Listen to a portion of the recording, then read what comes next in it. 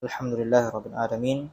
Insyaallah taala kita lanjutkan kajian kita yang ke-19, simpul yang ke-19, syaghaful qalbi bil ilmi wa ghalabatuhu alaihi. Yaitu cintanya hati ini terhadap ilmu. Ya, cinta hati terhadap ilmu. Ya. Dan menjadikan ilmu itu di atas perkara-perkara yang lain di dunia ini. Nah, ilmu yang paling penting. Nah, karena kecintaan seseorang itu dia membuat ia itu mendahulukan orang yang ia cintai, kan seperti itu. Nah, begitu kalau kita mencintai ilmu, kita akan dahulukan ilmu daripada selain ilmu. Nah, fasiduqut talabi lahu yujibu mahabbatahu. Nah, seseorang yang jujur menuntut ilmu karena Allah Subhanahu wa taala itu pasti mengharuskan ia mencintainya. Mewajibkan ia pasti mencintainya. Orang yang jujur menuntut ilmu karena Allah pasti ia mencintai ilmu tersebut. Wa ta'alluqal qalbi bihi wala dan juga bergantungnya hati terhadap ilmu tersebut. Nah, atau kita katakan fasidqut talab, suatu hal yang kita cari itu pasti mewajibkan ataupun mengharuskan seorang itu mencintainya, pasti itu. Seorang yang jujur mencari sesuatu, dia akan mencintainya. Nah, bergantung hatinya kepadanya. Wala yanalul 'abdu darajatal ilmi hatta takuna laddatuhu al-kubra fihi. Tidak akan seseorang itu mendapatkan ya derajat dalam ilmu kecuali ia menjadikan kecintaannya yang paling besar itu kepada ilmu, ataupun kesenangan ia itu dia di atas ilmu. Maka jangan cari kesenangan selain ilmu. Nah, ada hal-hal yang mubah. Tapi orang yang mengetahui kelezatan ilmu itu, dia akan mendahulukan itu ilmu. Dia menjadikan ilmu itu sebagai kesenangannya. Karena kebiasaan manusia ini pasti membiasakan hal yang ia senangi. Tapi kalau dia tidak tahu, ya, dia tidak belajar ilmu, dia enggak tahu bagaimana lezatnya ilmu itu. Nah, man arafa ma talab hana anhu ma badal. Kata para ulama. Seorang ulama mengatakan, barang siapa yang mengetahui hakikat apa yang ia cari, maka hilang semuanya itu kendala-kendala yang ia hadapi. Naam. Wa inna ma tunalu ladzatul ilmi bi thalathati umur dzakaraha Abu Abdullah Ibnu Al-Qayyim. Sesungguhnya untuk mendapatkan kelezatan ilmu itu ya akan dapatkan dengan 3 perkara. Disebutkan oleh Ibnu Al-Qayyim. Ini disebutkan di kitab Miftah Daris Sa'adah. Nah, yang pertama, ahaduha badlul wus'i wal juhdi. Yang pertama, ya, mengerahkan ya kesungguhan dalam menuntut ilmu. Mengerahkan kesungguhannya dalam menuntut ilmu. Nah, seperti bertahan di majelis ilmu, ya, bertahan di kegiatan yang kita sedang lalui ini. Nah, itu akan menghasilkan orang nanti mencintai ilmu, merasakan lezatnya ilmu. Ya, kalau baru saja satu kitab sudah hilang, ya nggak akan dapat nanti kelezatan ilmu. Harus bertahan, niatkan karena Allah Subhanahu Wa Taala, niatkan untuk mengangkat kebodohan dari diri kita, mengangkat kebodohan dari orang lain, menghidupkan ilmu. Dan niatkan itu untuk menghidupkan ilmu. Kemudian niatkan untuk mengamalkan ilmu. Nah, yang pertama, hendaknya kita mengerahkan kesungguhan kita untuk menuntut ilmu. Insyaallah orang tersebut akan mendapatkan kelezatan ilmu. Yang kedua, sidqut talab. Nah, jujur menuntut ilmu karena Allah Subhanahu wa taala. Jujur menuntut ilmu karena Allah Subhanahu wa taala. Innamal a'malu binniyat wa innamal likulli imri'in ma nawa. Sungguhnya setiap amal itu tergantung niatnya. Seorang hamba itu akan mendapatkan sesuatu itu sesuai dengan niatnya. Kalau dia niatnya karena Allah Subhanahu wa taala, dia akan mendapatkan keridhaan Allah Subhanahu wa taala. Kalau dia niatnya bukan karena Allah, maka dia akan dapatkan murka Allah Subhanahu wa taala. Inna kulli imri'in ma nawa. Sungguhnya setiap hamba itu mendapatkan hal-hal yang ia niatkan. Kalau ia niatkan dunia, ya dapat dunia. Kalau dia meniatkan untuk supaya dipuji, ya dapat pujiannya di dunia. Ya, tapi tidak akan dapat bagiannya di akhirat Nasallallahu as-salama wal afiyah. Wa thalithuha, yang ketiga, sihhatun niyyati wal ikhlas. Benarnya niat, ikhlas karena Allah Subhanahu wa taala. Nah, ini mirip dengan yang pertama. Mirip dengan yang pertama. Baik. Yang beda niat dengan ikhlas. Niat itu, apa makna niat? Kata para ulama, iradatul qalbi al-amal taqarruban ila Allah taala.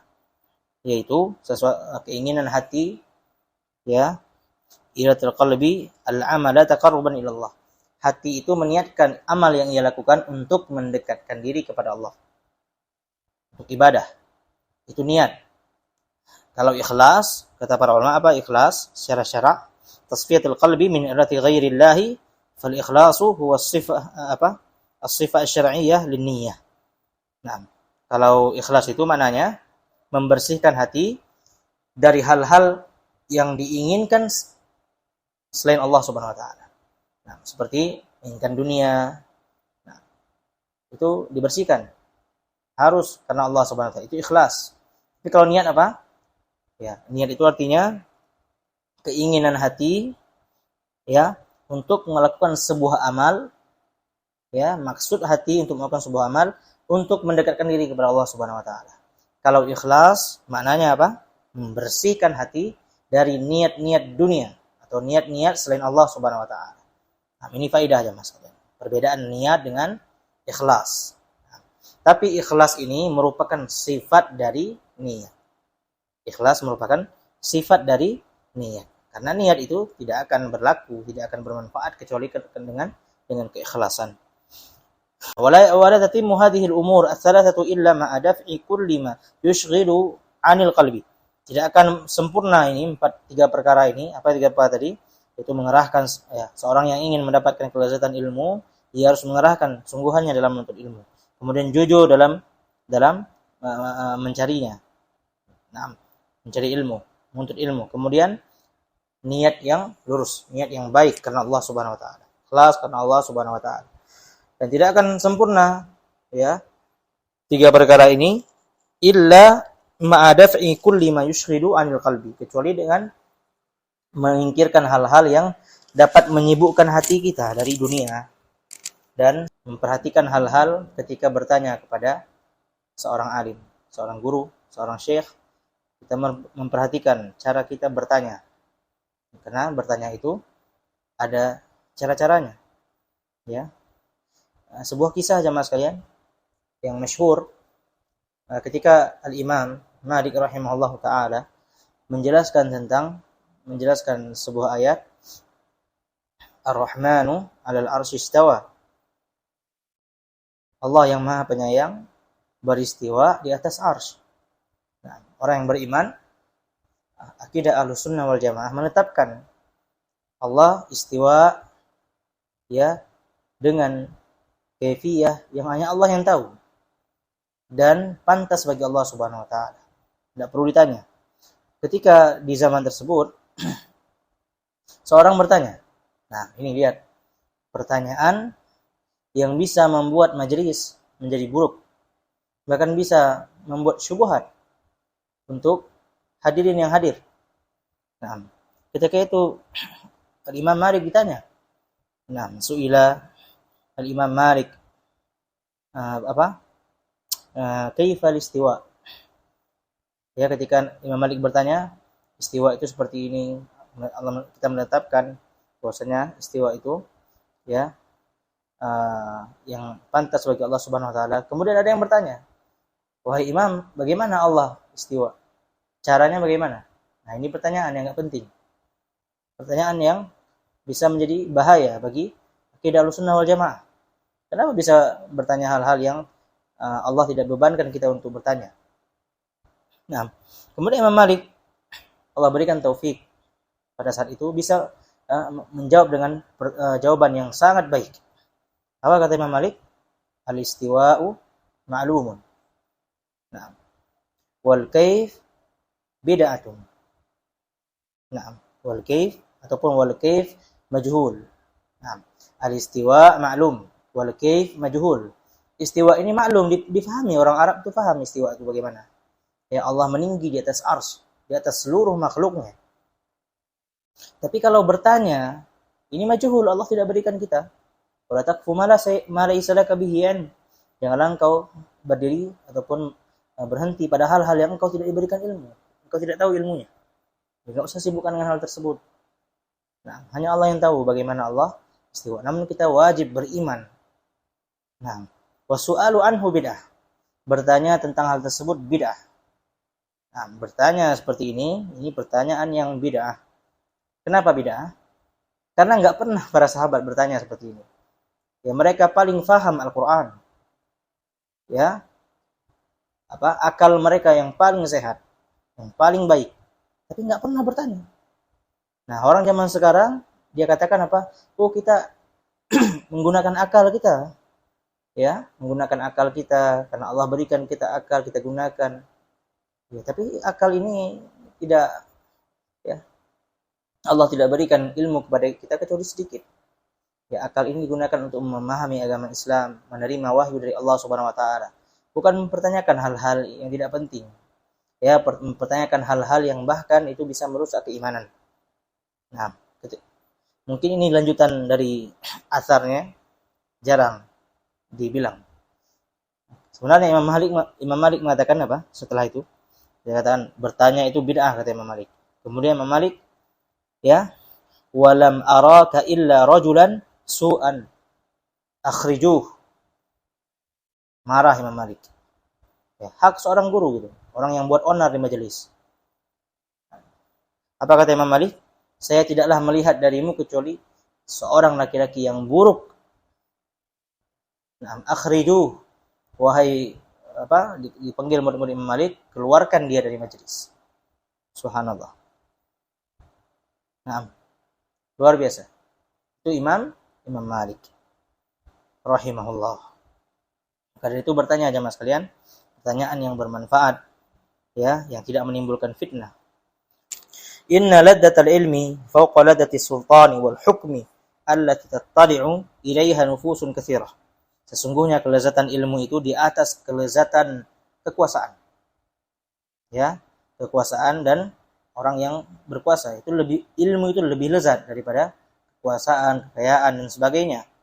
Ya, walaupun kekuasaan, kerajaan, kekayaan itu ya, fitrahnya hati manusia itu ingin. Pasti ingin. Seorang yang ditawarkan kerajaan yang besar, ditawarkan ya menikah dengan orang yang kaya, ditawarkan yang berhubungan dengan dunia, pasti jiwa itu ingin. Tapi beda orang yang menuntut ilmu akhirat, menuntut akhirat, ilmu lebih lezat daripada hal tersebut. Wa tubdalu li ajriha amwalun wafirah wa tusfaku dima'un ghazirah. Tayyib.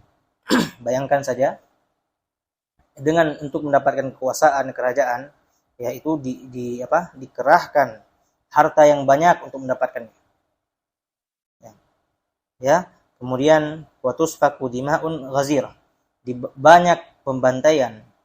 Ya, terkadang ada kudeta di daerah, di negara, dan ini tidak diperbolehkan dalam Islam. Tapi kalaulah terjadi, ya lihat bagaimana seorang merebut kerajaan, merebut kekuasaan, dikorbankan banyak nyawa. Ya, hal yang besar. Tapi ilmu, ya, kelezatan ilmu di atas seluruh kelezatan dunia. Itu kelezatan ilmu. Walihada kanatil muluku tatuqu ila ladzatil ilmi wa tuhissu faqdaha wa tatlubu tahsiliha. Nah, dulu para raja itu, ya, para raja zaman dulu itu, ada dari mereka itu yang merasa, ya, saya belum puas hidup di dunia ini. Karena semuanya saya sudah punya kerajaan. Tapi satu yang saya tidak punya. Apa? Kelezatan ilmu. Ya. Mungkin ada orang menuntut ilmu, kemudian setelah dia dibebankan dengan kekuasaan, dengan kesibukan, sudah kurang, ya. Makanya para raja itu iri kepada para ulama. Para ulama ada yang banyak yang biasa-biasa saja, tapi mereka iri kepada ulama. Kenapa? Kelezatan ilmu tidak akan pernah didapatkan kecuali dari orang-orang yang menuntut ilmu. Pada zaman dulu menuntut hadis. Nah, qila li Abi Ja'far al-Mansur al-Khalifati al-Abbasi al-mashhur alladhi kanat malikuhu tamla'u asy-syarqa wal gharb. Ditanyakan kepada khalifah ya Abi Ja'far Al-Mansur. Allah alam mana setingkat sana ini khalifah yang kedua dari dinasti Abbasiyah. Nah, alladzi kanat malikuhu tamla'u syarqa wal gharb. Yang kerajaannya waktu itu memenuhi, meliputi timur dan barat. Ditanyakan kepada beliau rahimallahu, hal baqiya min ladzatid dunya syai'un lam tanalhu? Apakah ada dari kelezatan dunia, kenikmatan dunia yang kau belum dapatkan? Nah, beliau menjawab rahimallahu, wa huwa mustawin ala anam. Ketika itu ia duduk di atas singgasananya, di atas kursi. Nah, di atas kursi kerajaan. Nah, wasari di mulkihi, dan di atas dipan-dipannya atau kasurnya. Nah, beliau berkata, baqiyat khaslah. Ada satu hal yang saya enggak dapat. Beliau berkata, an aq'uda ala mistabatin wa hawli ashabul hadith ay tullabul ilmi fayaqulu al-mustamli man dzakarta rahimakallah. Nah, yang saya tidak dapat adalah yang suatu hal yang saya belum rasakan dari kenikmatan dunia adalah ketika saya duduk di sebuah kursi, ya, sebuah kursi, dan di sekeliling saya orang-orang yang menuntut hadis. Maknanya apa? Saya ingin mengajarkan hadis. Saya ingin menjadi orang alim yang bisa mengajarkan hadis, dan itu saya tidak dapatkan nikmatnya tersebut. Subhanallah. Subhanallah. Nah, wa huli ashabul hadis ay tullabul ilm. Itu penuntut ilmu, dan al-mustamli orang yang murid yang depan mengatakan apa, man dzakarta rahimakallah. Ketika itu apa? Mereka bertanya kepada saya tidak dapatkan itu.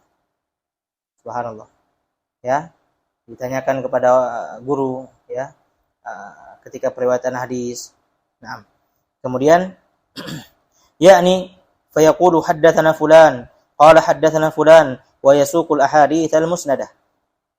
Yaitu al-mustamli mengatakan ya, ini yang saya tidak dapatkan ketika seorang alim itu mengucapkan, yang mengabarkan saya fulan, ya, kemudian yang mengabarkan kepada saya fulan, dan seterusnya sampai hadis tersebut tersambung dan disebutkan sanad-sanadnya. Nah, itu yang saya tidak dapat.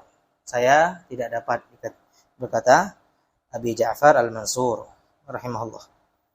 Subhanallah, itu para raja. Nah, itu tidak dapatkan ya jangan sekalian, kecuali dengan menuntut ilmu, majelis ilmu. Nah, wa mata umira al-qalbu bi ladzatil ilmi saqatat ladzatul adati wa dhahalatil nafsu anha. Nah, kita ditutup ma'akid dengan kapan hati tersebut ya hidup ya dengan kelezatan ilmu, maka akan hilang kelezatan yang lain dari hal-hal rutinitas kita lakukan sehari-hari. Ya, dari makan, minum, ya, menghirup udara segar, menikmati pemandangan, itu hilang semua itu. Ya, jalan-jalan, refreshing gitu kan. Itu bakal hilang dengan lezatnya ilmu. Nah, maka berbeda zaman sekalian penuntut ilmu. Maka kalau kita tahu zaman sekarang seperti ini, maka minimal kita meminimalisir hal tersebut. Kita mungkin tidak akan mampu seperti para ulama yang kesehariannya ya banyak menuntut ilmu daripada kerjanya, atau banyak menuntut ilmunya daripada hal yang dunia yang lainnya. Tapi kalau kita mungkin tidak mampu, maka fattaqullaha mastata'tum. Bertakwalah kepada Allah semampu kalian. Jangan menjadi orang yang lemah sampai meninggalkan majelis ilmu dan tidak memanfaatkan fasilitas-fasilitas ya yang Allah berikan. Jangan jadi orang yang lemah. Ya, bukan berarti juga kita memaksakan diri pada hal yang kita tidak mampu. Bal tastahilu al-alamu ladzatan bihadhihi ladzah. Bahkan rasa sakit yang kita rasakan itu bisa hilang dengan lezatnya ilmu. Bisa diartikan dengan lelahnya menuntut ilmu, ya, istiqamahnya kita, insyaallah taala itu akan hilang lelahnya, rasa penatnya ketika kita merasakan lezatnya ilmu. Nah, bagaimana kita mendapatkan lezat ilmu? Setelah kita jelaskan di awal kajian tadi. Nah, begitulah kecintaan seorang kepada ilmu menimbulkan seorang tersebut agar ia mendapatkan kelezatan ilmu. Seorang yang telah merasakan kelezatan ilmu, maka dia akan mencarinya, akan berusaha bertahan di atasnya. Sebagaimana orang yang merasakan kelezatan dunia, dia tidak akan berhenti mengejar dunia. Begitu juga orang yang merasakan kelezatan ilmu, maka ia tidak akan pernah berhenti dari menuntut ilmu hingga akhir hayatnya. Wa'bud rabbaka hatta ya'tiyakal yaqin. Beribadah kepada Allah Subhanahu wa taala sampai datang kematian. Ibadah tidak akan bisa benar kecuali dengan menuntut ilmu syar'i. Nah, hada wallahu taala alam, semoga bermanfaat. Subhanakallahumma wa bihamdika asyhadu an la ilaha illa anta astaghfiruka wa atubu ilaik. Assalamualaikum warahmatullahi wabarakatuh. Dakwah semampumu.